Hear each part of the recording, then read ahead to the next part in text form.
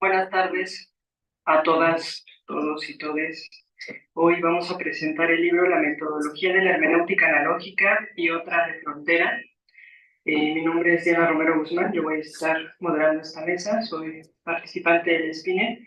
Teníamos tres presentadores para el día de hoy.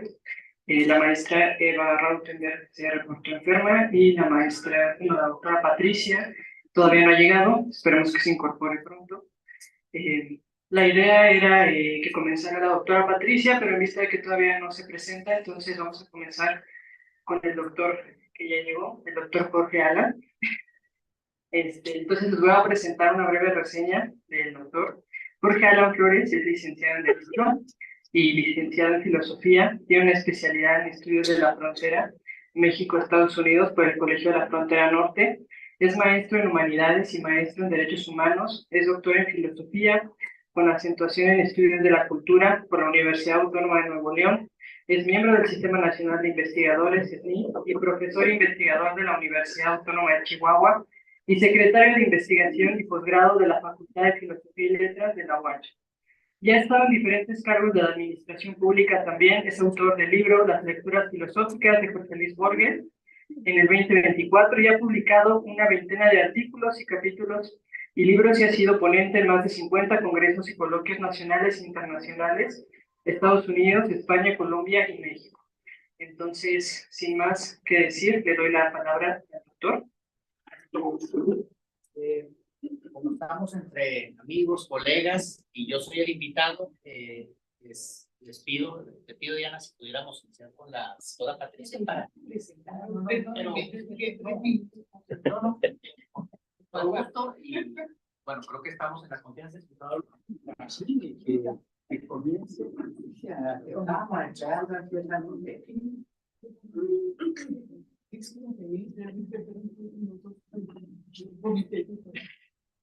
Bueno, pues en vista de que ya está la doctora Patricia por acá, vamos a comenzar entonces con ella. La doctora Patricia Medina Melgarejo, sabemos que es docente de la Universidad Pedagógica Nacional, es investigadora y profesora también en la UNAM, es doctora en Pedagogía y en Antropología y se interesa en la formación de sujetos sociales e incidencia en las prácticas pedagógicas en el ámbito intercultural y de economía. Entonces, aprovechando que ya está por acá, ahora sí, démosle el micrófono. Sí, muchas gracias. Mire,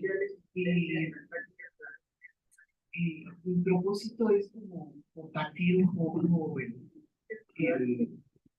contenido, invitar evidentemente a leer el texto, pero lanzar algunas preguntas. Entonces, gracias.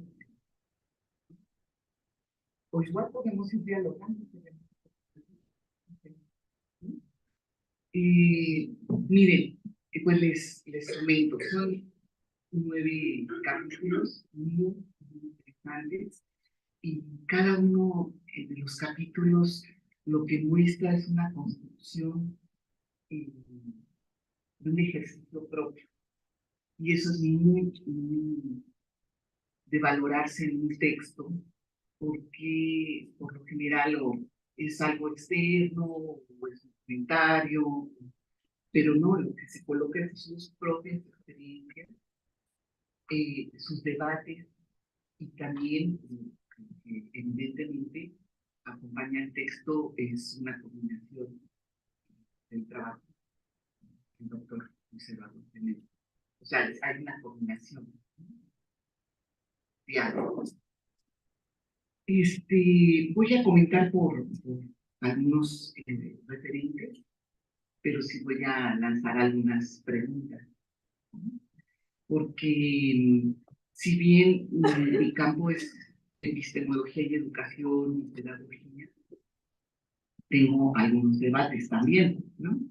O que nos estamos preguntando desde el pensamiento descolonizador ¿Mm?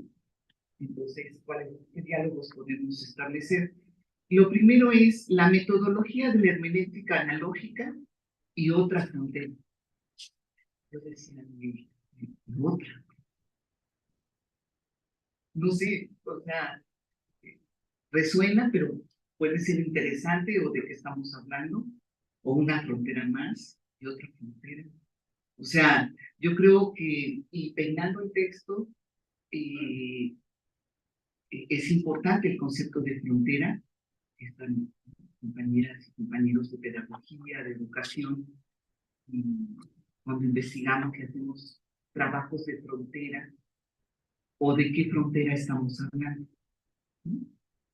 Entonces, y otra frontera me llama la atención, que es un primer debate que quisiera señalar, eh, importante. ¿No? En el, rápidamente planteé algunas ideas de cada capítulo.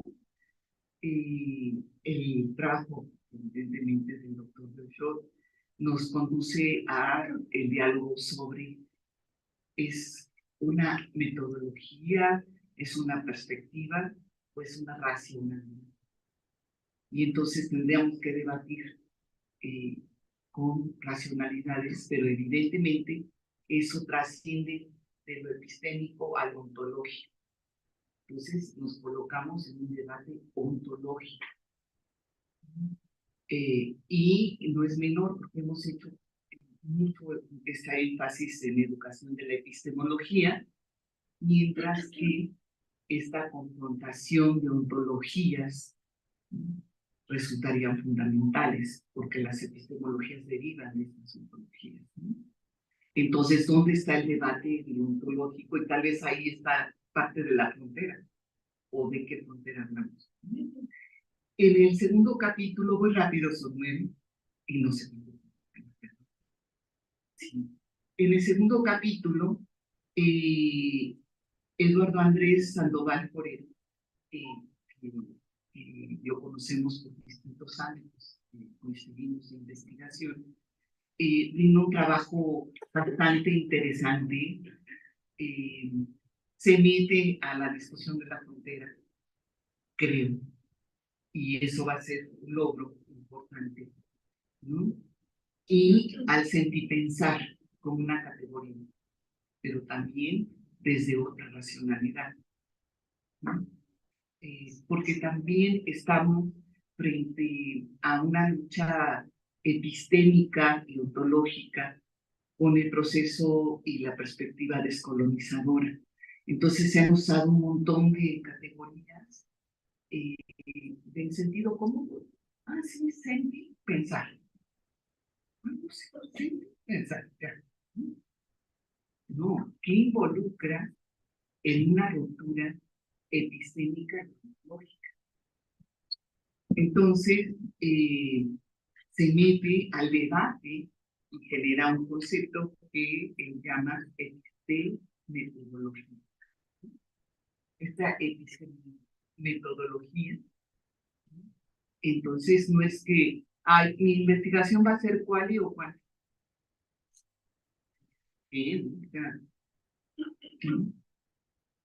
Y dices, mujer tiene 40 años, ¿no? El docente, me dijiste qué es, pero no quién es. ¿No? O sea, no estamos metidos en el proceso del sujeto. Y este debate de pensar en frontera y una investigación-acción sentipensante nos lleva a cuestionar estos ámbitos y abre un horizonte y además instaura un planteamiento muy interesante. De veras, te lo recomiendo muchísimo, discutir sobre la paz de Colombia, ¿no?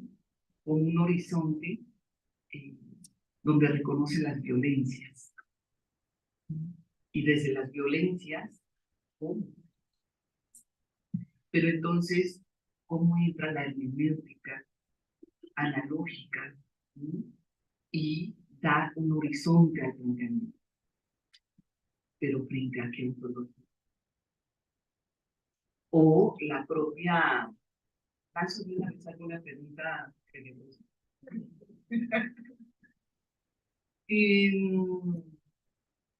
En esta idea de lo analógico y el univocismo y equivocismo, y pareciera que entramos a un plano, ¿no?, de la prudencia y de poder no caer en esos extremos. Lo que nos pasa desde el pensamiento descolonizador es, por un lado, imagínense, por un lado, de una manera muy drástica, hemos sido conceptuados como el equivocismo de la mujer. Los atrasados de la mujer, los que ni siquiera aparecen, no que como indígenas no queremos acceder al progreso, o somos la deuda histórica. Entonces no nos podemos dar la oportunidad de estar en la equivalencia, porque no nos conviene. Eso es equivalente.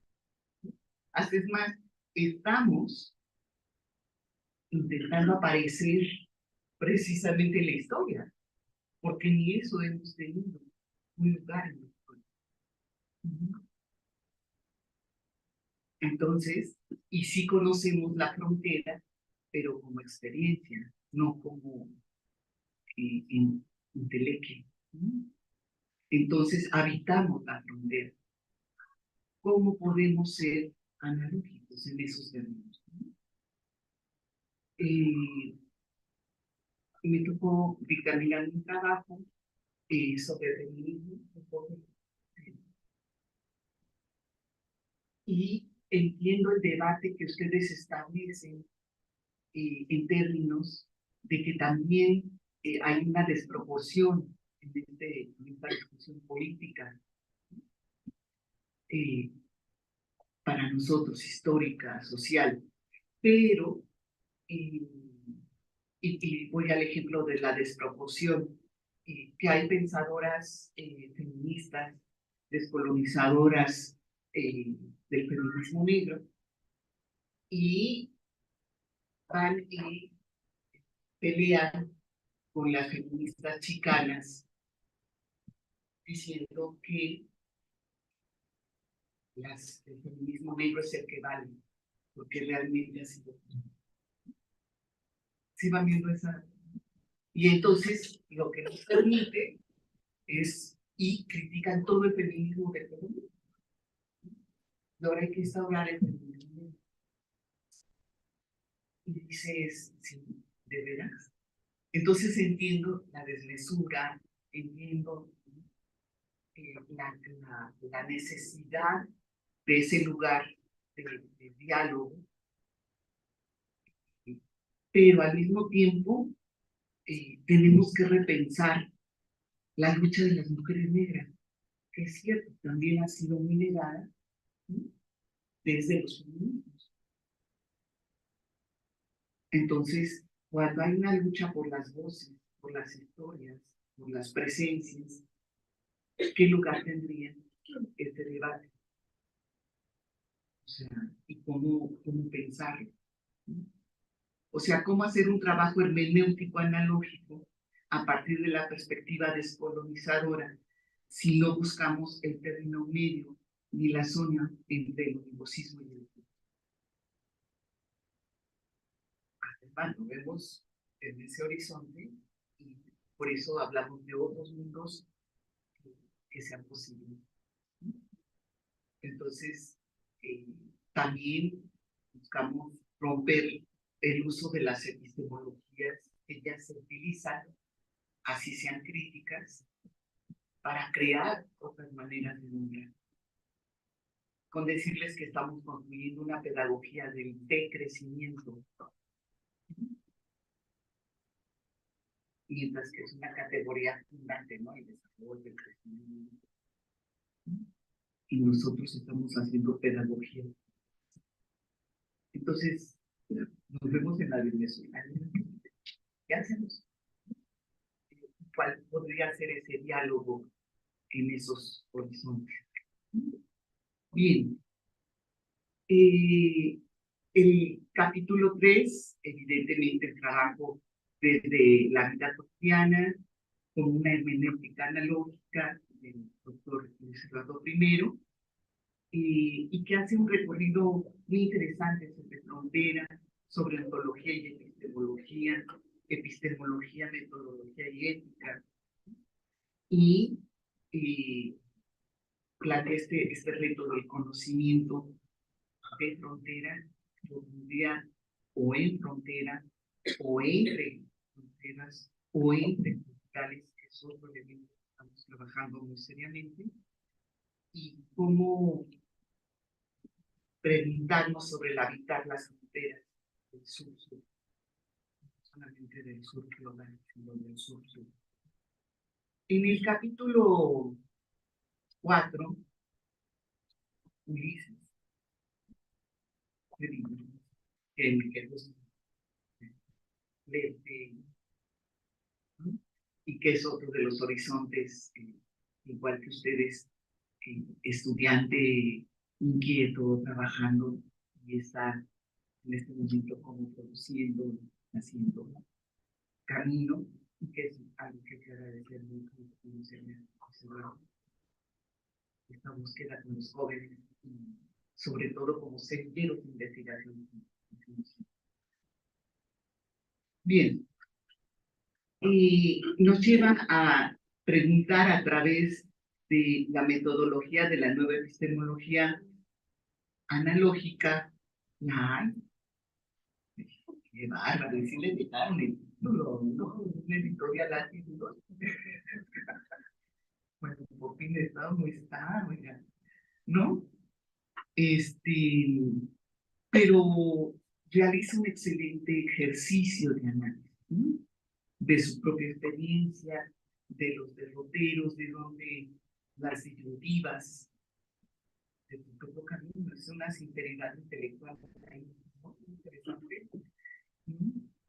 Y lanzando preguntas inocentes, así como cuál es la ontología en la que se basa su epistemología y sobre cuál debería ser su metodología, ¿no? De la hermenéutica analógica. Bueno, imagínate, y si es una muy de qué ontología estamos hablando, de, y prefiere hablar de metodología integral, ¿no? Es una buena pregunta, pero más bien sería una buena respuesta, pero ¿cuál es la pregunta más bien? ¿No? O sea, desde el sujeto, desde dónde, más allá de esta opción, Sampieri, ¿no? Que es mixta, ¿no? Ya ves, cuántica, ¿vale? O mixta. Un catálogo.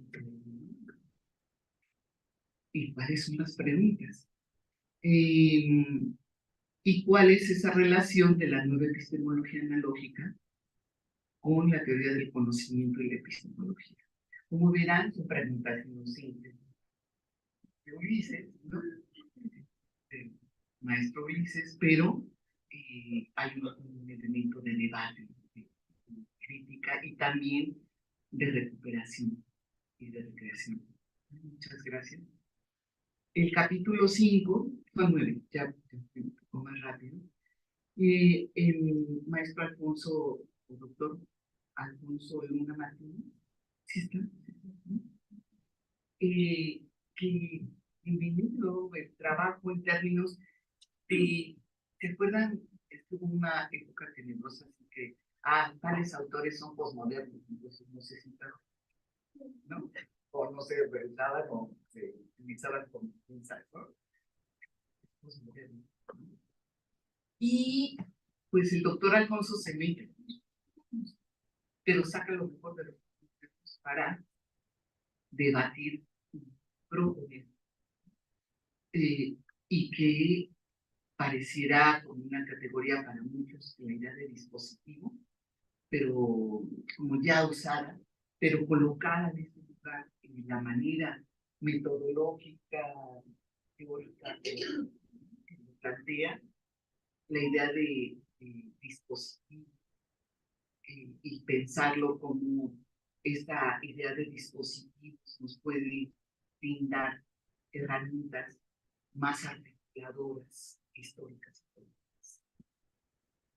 Sí, insertas en lo vocal, pero también en su capacidad de configuración de su creatividad. Entonces, me parece muy interesante cómo sí retoma autores modernos y hace toda una propuesta. Y se mete a un problema serio, muy serio. Por ahí un grupo que se llama Nuevas Tecnologías para el Buen Vivir. Dije, me voy a meter, oigan, yo sí, siempre ando preguntando, está aquí un compañero que realmente me ha apoyado mucho académicamente en todo este labor que ha ido. Y sabe que sí me meto porque y ahora qué ando estudiando. Pero ¿cómo le hacemos con las nuevas tecnologías? Con el Big Data, ¿no? Y que es un dispositivo que ha sido la parte de la colonización de esta, asume la cuarta revolución industrial, que también para nosotros es muy importante en las pedagogías del sur. Estamos trabajando desde 1900, no sé, finales de 2000, ya el 2015, 18, pedagogías frente a la cuarta revolución industrial. Ya en esa relación, pero este autor lo retoma, el elemento de qué hacemos, qué implicaciones va a tener, ¿no? Y en términos de dispositivos. La idea de Alejandro Méndez, ¿no? En cuanto a la enseñanza de la investigación desde la nueva epistemología, pues nos plantea un reconocimiento de las condiciones de la enseñanza de la investigación y qué retos tenemos, qué posibilidades también, y cómo tomarnos en serio esta labor. Y hace un texto muy interesante que va a ser un proceso, pero lo muy claro, ¿no? La urgencia de mejorar las condiciones de vida sería apremiante. La investigación entonces no es un ejercicio más, una materia. ¿Qué te toca? Más el sexto. Ay, me siento aquí. Ah, ya estoy en campo. Pero entonces viene mi tesis. Y hace un cuestionamiento muy interesante. ¿Qué son las necesidades sociales? ¿Y quién tendría que plantear en la universidad o pues estamos tan alejados de plan? Y vieran que algo que he reconocido de universidades latinoamericanas, que me ha parecido muy importante, es la idea de la extensión universitaria. Ese camino de diálogo de la universidad, pero nuevamente vienen requisitos de CONACYT, por ejemplo, con estas transformaciones sociales en el país, de gobierno, y se pide vinculación social. Oye, tú que eres nación y no pasas algo para mi vinculación. No hay un debate de las necesidades, y pues ahora eso es un poquito más la vinculación social, ¿no? Entonces, y luego nosotros que venimos de sectores, nuestra universidad pedagógica, tenemos que reconocer que somos sectores populares, sociales, aquí. ¿Qué necesidades tenemos? No, pues yo estudio para ser alguien en la vida, ¿no? Porque ya negué todo lo que soy, por lo tanto mis proyectos de investigación no van a ser que soy alguien en la vida, sino exactamente lo que yo no soy, de proyectar y echarle ganas, ¿no? Y echar ganas, ¿no? échale ganas. Esa es mi metodología. Entonces, es preocupante, ¿no? Realmente preocupante que no estemos pensando en cuáles son nuestras necesidades sociales. Algún día les platicaré que quise hacer un ejercicio con un grupo, eh, eh, trabajando una metodología interactiva, se llamaba la fotografía de mi cara, para discutir y estos que se presentaran con la fotografía. No salió y no quisieron. Y al final fue, bueno, es que se van a dar cuenta de dónde vivo. Y yo estoy aquí porque me quiero olvidar de dónde vivo. Que no le queda claro. Entonces, toda la postura de hacer un proyecto comunitario, de diálogo, de historicidad, fue un poco difícil, ¿no? Entonces, ¿qué tendríamos que problematizar? Que el maestro, el doctor Alejandro Líndez, plantea seriamente y con un argumento interesante. ¿Cómo se enseña a investigar? El séptimo capítulo, Instrumentalismo Funcionalista, de José Humberto Salguero, pues llega también, o sea, es que hay un consenso que está juntado en los nuevos proyectos que hay que avanzar, ¿no? Creo, doctor Coordinador, ¿no? ¿Por qué? Porque la fragmentación, la supuesta autonomía, pero una autonomía de los fragmentos, la competencia técnica, que está invadiendo a las investigaciones. Entonces, y ahí vendría algo que luego quisiera discutir también con Yair Alejandro Richis, ¿no? Eh, que es el siguiente capítulo, el problema de la idea de realidad. Realismo, realidad, pero otra vez aparecen por ahí fragmentos como recuperar las partes de la realidad, ¿no? No es que es procesual, o sea, no, y la idea de tomografía y la idea, ¿no? No podemos hablar de las partes, o sea, eso no, ¿cuál es esa concepción de realidad real y partes? O sea, partes o serían procesos, ¿no? Lo de partes, ¿no? Y estamos hablando de dimensiones. Y las epistemologías están avanzando de una manera impresionante en lo crítico, que al final lo que inventaría, pero nosotros no vemos esa diferenciación, ¿no? No hablamos de lo procesual. Entonces, la idea de la aplicación metodológica que hace el maestro Jair Alejandro me parece muy interesante, cómo recupera también su experiencia y su proyecto mismo de investigación. Y al cierre, el carácter polémico del saber humano, y nos coloca precisamente el maestro David Manuel Solas Franco en un debate precisamente de las certezas y del certidumbre. Y entonces, si no aprendemos esta idea de reconocimiento de la incertidumbre, y entonces caemos en el juego de la verdad, en el juego de la verdad. Es como cuando van a psicoanálisis y dicen que se curaron. Cuidado, ¿no? Entonces, encontrar la verdad es un juego de verdad, como juegos de certeza, pero ¿cuál es esta búsqueda analógica, hermenéutica? ¿No? Pero no por dudar de la certeza última, ya no soy analógica. O sea, cuidado, también, aunque lo dice, o sea, si bien estamos entre equivocismo y equivocismo, le damos más apertura al equivocismo, ¿no?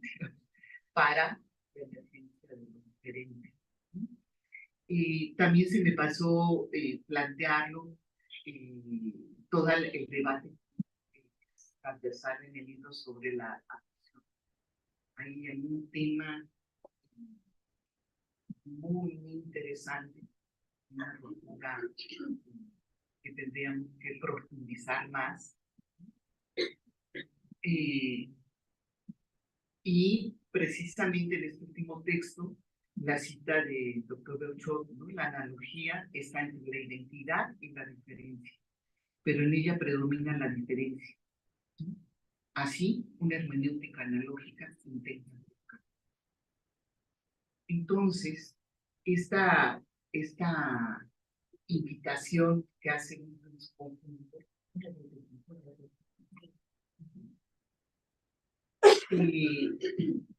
apuntaría algunas cuestiones. Yo, de veras que les invito a trabajarlo y acompañar a los autores.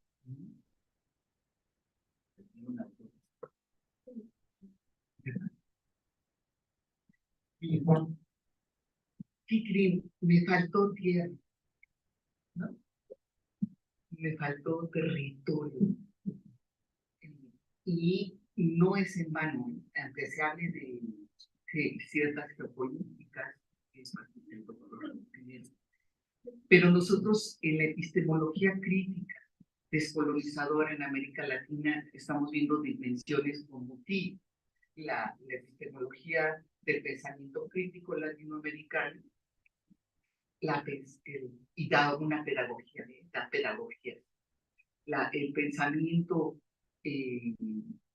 autonómico que está dando pedagogías, como del CRIC, como el zapatismo, como las pedagogías indígenas que son autonómicas y buscan una pedagogía propia.